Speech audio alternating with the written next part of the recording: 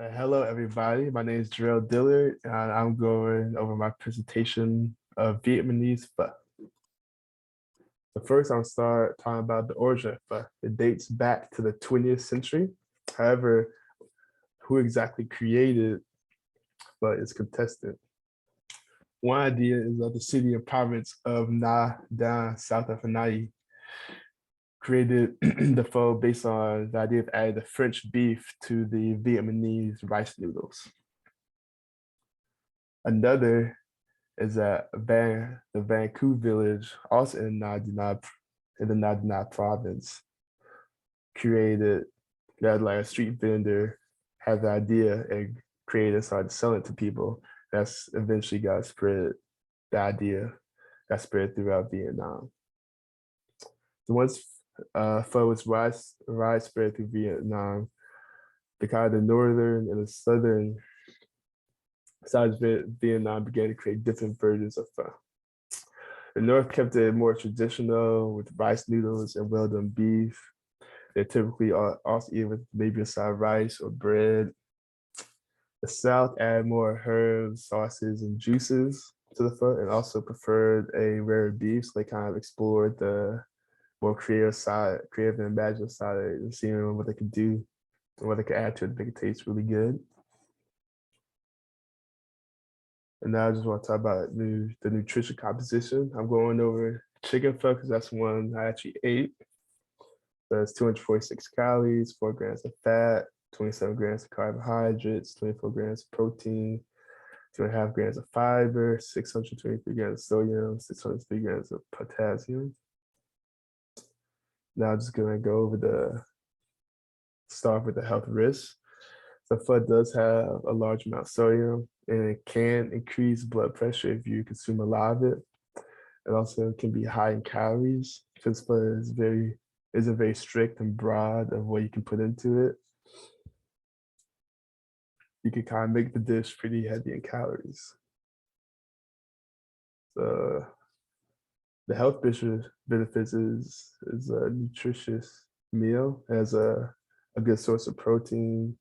It can have a lot of healthy, like put the vegetables in, good sources of fiber and vitamins and all that. And it also decreases the risk of some diseases. The herbs and the bone broth generally used can reduce risk of heart disease and cancer. So here are the kind of core ingredients are bone broth, beef or chicken, rice noodles, onion, and ginger.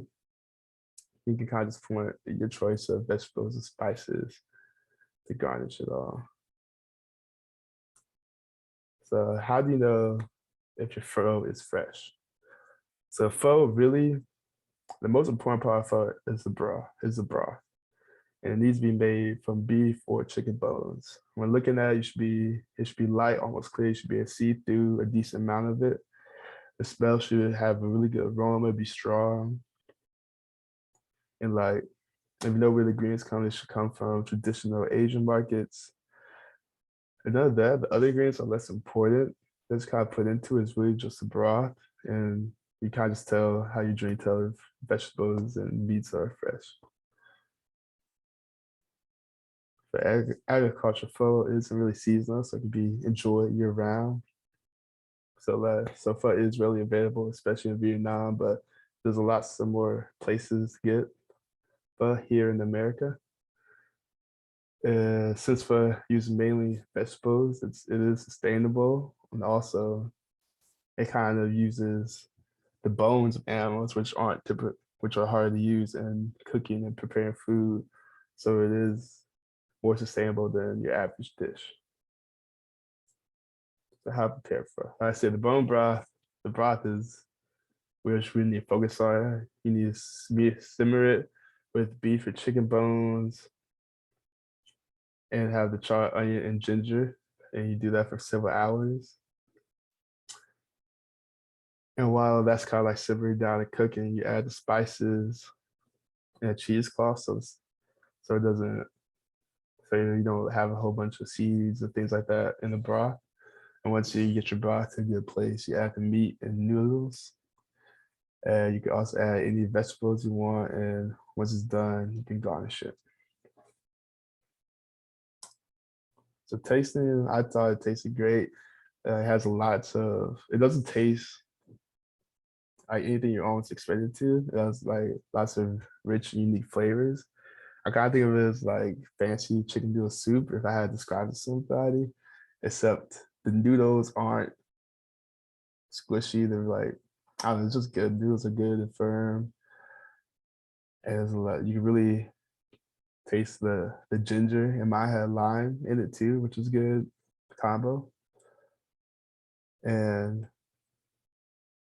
one thing is that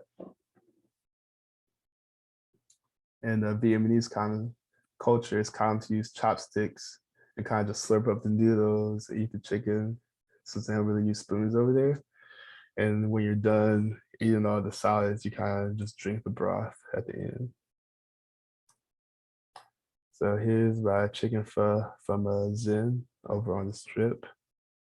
I can see it has the chicken, the rice noodles, onions, I think cilantro, and the garnish has on the other side has sprouts, jalapenos, and a lime. So typically, I don't really think about the origin of the dish when I'm eating, and I thought it was fun learning how you kind of start with the base, and it goes all over a country and it can like change and develop into different things. That kind of makes me interested in learning more about maybe dishes I more typically eat and how they also change based on the culture and the like situations that the people are in that eat that food. And here are my references. And that concludes my presentation. I thank you all for your time and attention.